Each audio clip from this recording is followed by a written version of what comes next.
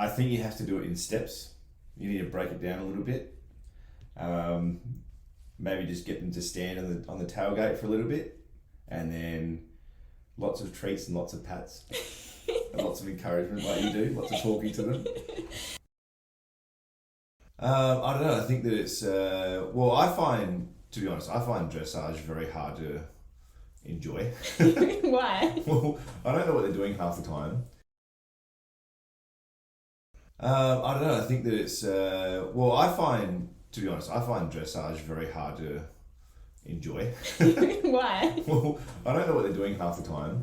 Welcome to the Horsemanship Breakthroughs podcast, a source for riding and training insights with the goal of helping your horse be a happy, light, and willing partner. I'm your host, Amalia Dempsey, a mainstream equestrian rider who discovered natural horsemanship, and now I help riders like you achieve connection and communication, so you can have more fun and fulfillment whilst prioritising partnership with your horse. Want to find out my horse training philosophy?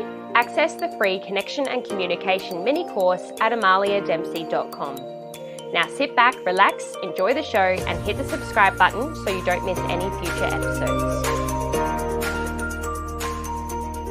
Welcome to episode 18 of the Horsemanship Breakthroughs podcast. In this episode, we speak with the official non-horsey husband, otherwise known as Daniel Dempsey. Yes, he is my husband. He is my number one supporter and my number one love in life, second to the horses, of course. Only joking. And he became the non-horsey husband. Well, first he was the non-horsey boyfriend before he upgraded to husband, because he would say these most hilarious things when it comes to horse conversation, and there's a whole story highlight on my Instagram if you want to check out all the funny things that he said over the years.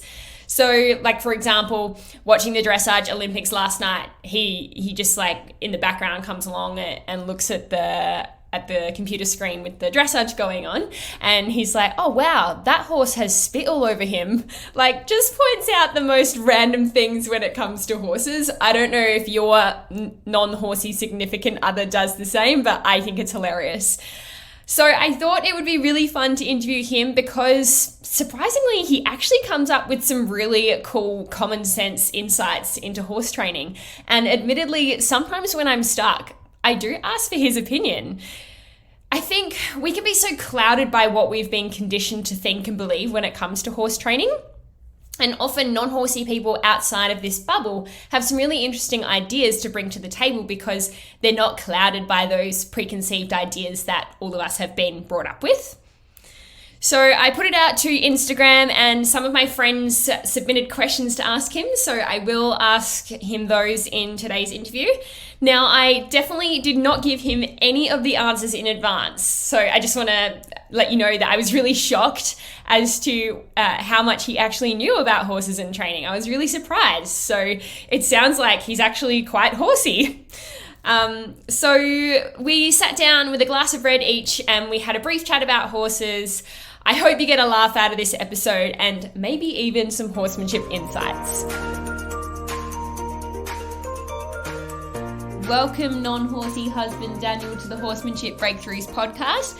I've been really excited to have you on the podcast. We've had a lot of requests for you. You're one of the most highly requested people on the podcast. So thanks again for being here tonight. You're welcome. And I'm very shocked to hear that, actually.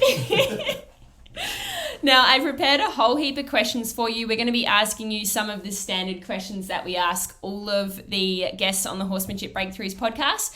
I've also had some people request some questions specifically for you, so I've put them on the list. So what we'll do is we'll jump straight into the interview.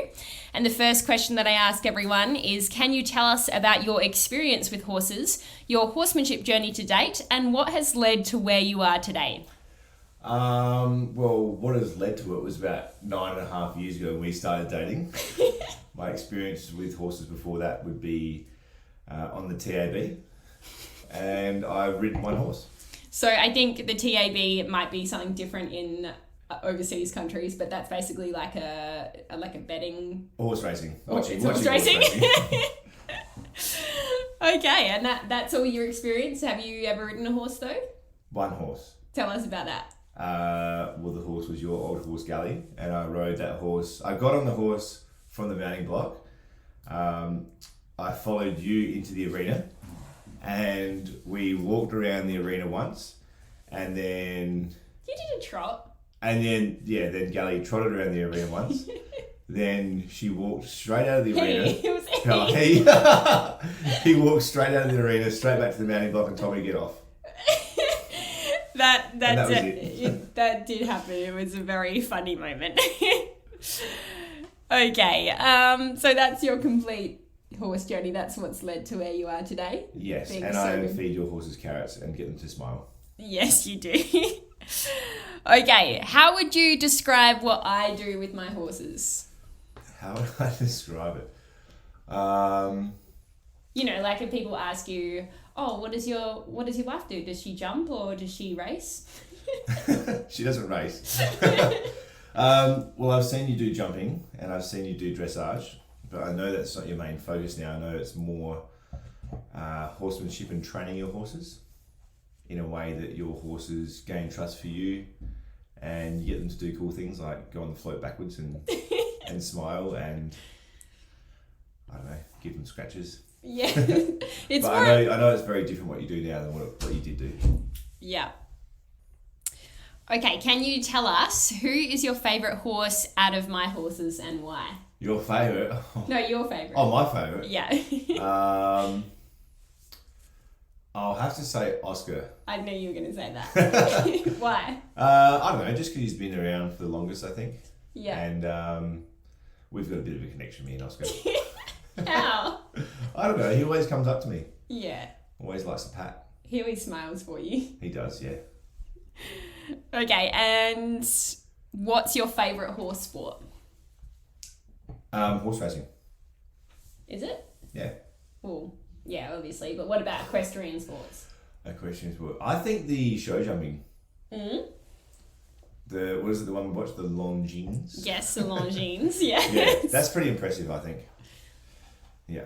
I don't know, I think that it's... well, to be honest, I find dressage very hard to enjoy. Why? Well, I don't know what they're doing half the time. It doesn't make much sense to me, which is fine because I obviously don't follow it.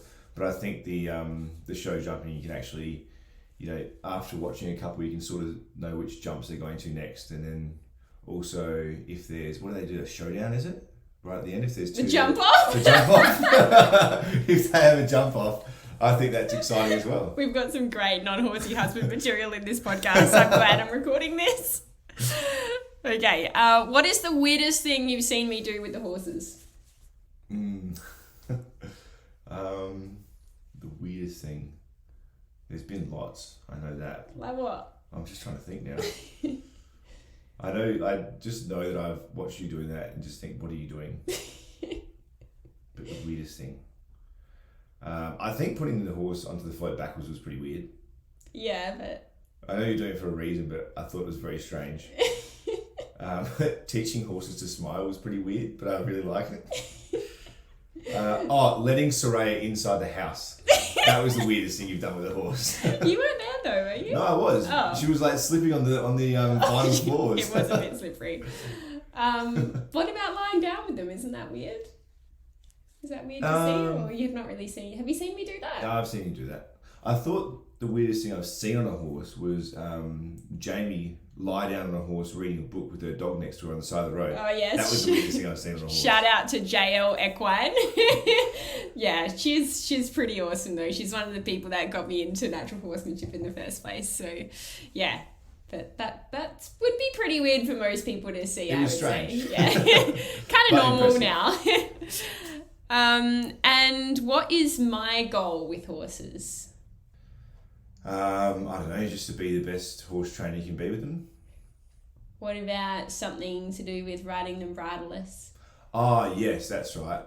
Was it a Grand Prix dressage test bridleless? Yeah. Yeah. I thought you would have that one like straight off the bat because I always mention it. Yeah. But anyway, there's a lot of pressure on you in this podcast. I'm feeling the pressure. Okay, so there comes a time in every podcast interview that I do where we talk about controversial questions in horse training. So we've skipped a few questions and we're just going to jump straight to that with you. So the first one is, what do you think makes a happy horse? Being out in a paddock with its friends. Yes. What else? Getting good feed. Being trained by a nice person. Yes. I don't know. That's about it, isn't it? Yeah, you've pretty much nailed that, because we talk about them having friends, freedom and forage. That's a bare minimum, so yeah. Perfect. Well done. Okay, and what are your thoughts on the bits versus bitless debate?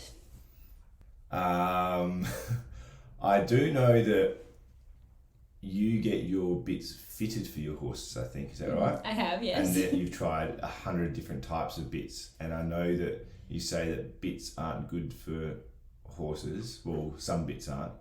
And I know you cover yours in licorice to get them in their mouth. You're giving away all my secrets. Oh, should start charging for that. I don't know. I don't know about bitless. I don't know if it's better. Probably would be. Yeah. I'm just guessing though. Yeah, that's all good. And what are your thoughts on positive versus negative reinforcement? Well, I don't think negative reinforcement is good for anything. Okay, do you want me to explain what those things are first? Yeah, probably. Okay, so positive reinforcement is when you add something that the horse likes to increase a behaviour. So that would be like when I teach the horses how to smile, they get a treat, right? They're doing the smile for the treat. Yeah. But negative reinforcement is when you take away something aversive to increase a behaviour. So that's like when you, just to really simplify it, like if a horse is galloping and you pull on the reins and they stop, then you stop pulling on the reins, so it takes away the pressure of the reins. Okay. Does that make sense? Yeah, somewhat. So it's a scientific term. So positive means you're adding something, negative means you're taking away something. All right. Well, I really don't know, so we'll Okay. skip that one. All right. We're going to do a true or false section now. And some of my friends on Instagram have helped me out with this section. So to start off with, NZ Mares has suggested this true or false. So true or false? Boy horses get their willy cleaned regularly because they can get large beans in their bits. True. Yes, well done. Have I told you that? I know that because of Oscar. Okay. True or false? People put makeup on their horses. True. Well, how do you know that? Because I reckon we've spoken about that when it comes to dressage, because I have always said, why do you have to braid the horse's Oh, yes. hair, and why do the patterns on its bum go different ways? Yeah. And also, why do they paint their socks? Yeah. And you've actually said that before, I think. Okay. Which I find very strange. I mean, that's all right. previously I have used makeup on the horses, but I'm a bit lazy now, to be honest. Okay, this one was suggested by my friend Jal on Instagram, aka grand_Jal. So, true or false? The frog is a part of the horse's hoof anatomy and is named that way because it helps the horse jump. True. No, that one's false. Really? Well, part of it's true. Is it the frog true? I think The I've frog heard that, part right? is true. Yeah. But it's false that it helps the horse jump. I mean, okay. Well, it's part of the anatomy, so I guess it does assist the horse jumping, but it's... So true. No, but it's not named that way because of that. Right, okay. Anyway, another one from NZ Mares. When foals are born, their hooves have weird caps on their hooves with soft tentacles hanging off the bottom so their amniotic sac will not burst. True or false? Wow, that's a big question. Yeah, so when foals are born, their hooves have weird caps on them with soft tentacles hanging off the bottom so their amniotic sac will not burst. Tentacles. Yeah, true or false? True. Yes, it is Is true. it? Oh, Yeah. that was a good guess. Yeah, you're probably thinking that's just such a weird question. Yeah. It's got to be true. Yeah, Yeah, it that's is fine. true. And I was shocked when I first saw that as well. It's strange. It sounds weird. It Tentacles off their hooves. looks wrong, It would but look like an alien. okay. True or false? A buckskin horse is a type of dappled grey horse. False? Well done. Was that a guess? Yeah. Okay. I've heard of both of those, but I didn't know what they are. But what's a dappled grey? That's the acid wash ones. Yeah. Okay. True or false? A girthy horse describes a horse who is sensitive around their sheath. What's sheath? It's like their genital area. Oh, okay, I'm going to go with false. Yes. What do you think a girthy horse means? It's like when horses eat too much of that round bale, they get big fat. No, it's like, you know how you put a girth on the horse to hold the saddle in place? Yeah. So a horse that's girthy means that they get a little bit cranky when you do the girther. Oh. Yeah. Okay. That wasn't very close, was it? No, but anyway. You might get this one. True or false? Australia won 3 consecutive Olympic gold medals in team eventing, which is the only time it has ever been achieved. True or false? Barcelona, Athens, and Sydney. Wow. 92, 96, and 2000. I'm impressed, but I'm not 100% sure on the dates. It is. It definitely is? Yeah. Barcelona. Athens. Atlanta. Yeah. Because I was sure Atlanta was in there. Athens Yeah. 2004, wasn't it? Well done. I heard that on the Olympic. Can you name any of the athletes? Oh, you heard it today. Yeah. Can you name any of the athletes? Isn't there one that lives around the corner? Is it Megan Jones? Is it? Megan Jones has competed in the Olympics for the silver medal, but you're thinking of Gillian Rotten, who's passed away now. Oh, okay, yeah. But yeah, she was in maybe one or two of those teams. Yeah. Don't quote me on that. I don't know any others. Andrew Hoy. Oh. Yeah, but anyway. Right. Which one's he? You would have seen, or maybe you wouldn't have seen him yet because the eventing in the Olympics hasn't been on yet, but he's the one that's been to 8. This is his 8th Olympic Games. He's like the poster guy for the Australian teams, isn't he? Yeah. Yeah, I've seen his pictures on TV. Okay, now this one is multiple choice. Another one from NZ Mares. Phlegm is A, when a horse coughs, B, when a horse lifts their upper lip, or C, a polite name for horse farts. I don't think it's when it's coughs. And I don't think it's when it's farts, so we'll go B. Yes, it is. So that's actually the technical name for when a horse smiles. Oh, yeah. Really? Okay. Yeah. The term travers is A big mountain riding trail, B, a dressage movement, or C, the name of a famous show jumping gelding. Travers, it's spelled traverse. Okay. I don't know. A. Nope, it's B. No, is it? It's dressage. I was gonna say. I was gonna say that. I reckon I've heard that. Travers is like when you are riding down the side of the arena, but the horse's bottom is a little bit more inwards, and they're bent in that direction. Okay. Does that make any sense to you? Somewhat. Okay, we're going to move into a pop quiz now to further test your knowledge in horses. Excellent. Can you tell us what is a pommel? No. I can't. Take a wild guess. A pommel? Something to do with horses. Oh. Something to do with equipment with horses. A pommel. I don't know, something you scratch it with? No, it's like the front of the saddle. Oh, okay. Yeah. Okay, what is a flank? A flake. Flank. Flank. Flank. Flank. I don't know. Off the side of the horse. Yes, basically. It's like, it's sort of, it is the side of the horse near their rump, like where it's a little bit hollow. Yeah, it describes a part of the horse. Like if you see this horse here, it's like that part there. Okay, nice. Okay, what type of equipment does a loose ring double jointed comfort barrel describe? A bit. Yes. Was it? Yes. Nice one. Well done. Thank you. You know your bits. Yeah, a little bit. We might have to get good pun. Like it. We might have to get Bitbank to sponsor this episode. Okay. What is a good dressage score? Depends. Is like when you're riding or in the Olympics? Oh, thanks, sweetie.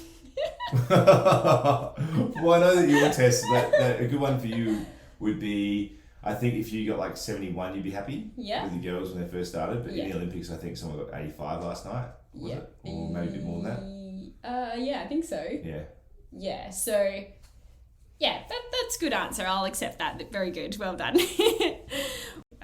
What does it mean to be on the right diagonal? I don't know. Like if you've got the horse on a diagonal and you're sort of facing to the right. Nice guess, but basically it's to do with the rising trot. You know how you go up and down when you're trotting? The rider goes up and down. Yeah, like that one. Yeah. Yes. So when you're on the right diagonal, it means that you're rising with the right diagonal pair of legs, with the correct diagonal pair of legs. Okay. Anyway, I don't think you're ever going to get that one. No. What is passage? Oh, I've heard this before. Mm-hmm. This is a dressage move, right? Mm-hmm. Yeah. What type of dressage movement is it? I don't know. It's not walking. No. What? Is it doing circles? No. Oh. So it's like a really slow elevated trot. Oh, yeah, okay. That makes sense. I've heard that one. What would be the cue to ask a horse to canter when riding? What would you have to do in your body to ask it to canter? A little kick. With, like, which leg? Both. Yeah, sort of. Sort of, not really. Okay. That's all right. I suppose, actually, to be fair, a lot of people have slightly different aids when it comes to the canter, so I set you up to fail there. That's how I do it. All right, this is one for the eventers. What type of jump is a trachina? Oh my God. Like, it's a cross-country jump, but like, what do you reckon it is? Is it the one where there's a brush fence? Nope, try again. Into the water? Nope, try again. Over a stone hedge? What? I don't know. It's like, it's a jump with a ditch underneath it, but you don't jump into the ditch, you jump over the whole thing. Oh, okay. Yeah. How many human steps makes roughly one horse stride? And we're talking canter strides here. How many steps? Like roughly. 12. 4. Oh. Yeah. No, that's all good. How do you measure a horse? Hands. And how many inches is a hand? I really don't know how the whole hand system works, and I think it's very strange anyway, to be completely honest with you. All right, well, where do you measure them from? The wither. Well done. Well done. How many inches to a hand? Maybe 6? 4. 4, okay. Yeah, 4. Okay, what does it mean to work with a horse at liberty? It means that it doesn't have... I'm pretty sure that means that you're not using reins or anything, doesn't it? It just means that the horse is just by itself with nothing else on. Yeah, well done. Well done. Tamara on Instagram, aka timtam.tomato, wants you to tell us what the difference is between a halter and a bridle. Oh, thanks, Tim Tam. A bridle. That's a sparkly bit on top of his head. That's a brown man. Oh. Close. All right, can you tell us the difference? About the what? Between a bridle and a halter. You should know this, well, being the bit expert. Isn't the halter the one that we use when we take the horses out of the paddocks?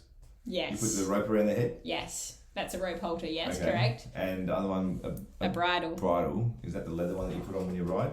Yes. Yeah. Oh, nice. Yeah, it is. It's the one that you put the bit on generally, unless you're in a bitless bridle. Mm-hmm. But yeah, that's complicating things. Okay. Name one large international show jumping event. Well, did we just say it? In Hong Kong. Well done. I think they go all over the world doing it. It's pretty cool. My friend Asia on Instagram, aka @WildHeartsAmadeus, who is an aspiring Pirelli professional, would like your opinion on why we use crazy weird objects around horses. And why do we play with them on the ground instead of riding? So you use the crazy objects to desensitize them. Wow, I'm very impressed. So they're not spooky? Yes, good. And why you play with them on the ground instead of riding? Yeah. Well, I'm pretty sure we just spoke about this as well, didn't we? Yes. Have you forgotten already? Yeah, I have. You build their trust before you get on them. Yeah. Yeah, we'll take that. Cool. I think Asia will be happy with that answer. Perfect. Hope she is. Okay, we have a few more listener questions or input from listeners, and this one is actually from my horse's equine dental vet, Simone Herbert. Shout out to Simone. She is an amazing vet who now specializes in dentistry and is an absolute wealth of knowledge. But she also loves golf, and so does my non-horsey husband, Daniel. So she has got a little bit of a question for you. And this question combines your love of golf and my love of horses. Simone says, if a putter is like a Shetland pony, then what horse breed would each of the following golf clubs most be like? A driver. In brackets, one wood. Whatever the heck that means, I have no idea. Clydesdale. Oh, really? So it's like a big, chunky, solid club. It's the big dog. Okay, nice. A 5-iron. A 5-iron. Thoroughbred. So it's like really athletic and kind of like slim, sporty little number. Yeah, I guess so. Okay. Yeah. But still like a bit of grunt behind it. Yeah. Okay. Well done. And a pitching wedge. A pitching wedge, all right. I don't know, that's really tough. Oscar. Oscar's a thoroughbred. Yeah, but he's a bit soft now. Do you only know like 2 breeds of horse? Nah, there's there's a few. There's a standard bred, I know that. Yeah. Yeah, I've always thought it was average. What did you say that time? You were like, why would you want to buy a standard bred? Yeah, something like that. I don't know. They just sound very standard. Very boring. But they're actually really good horses, so I'm sure they are. That was a bit judgy. Yeah. Okay, now we've got some training questions to ask you.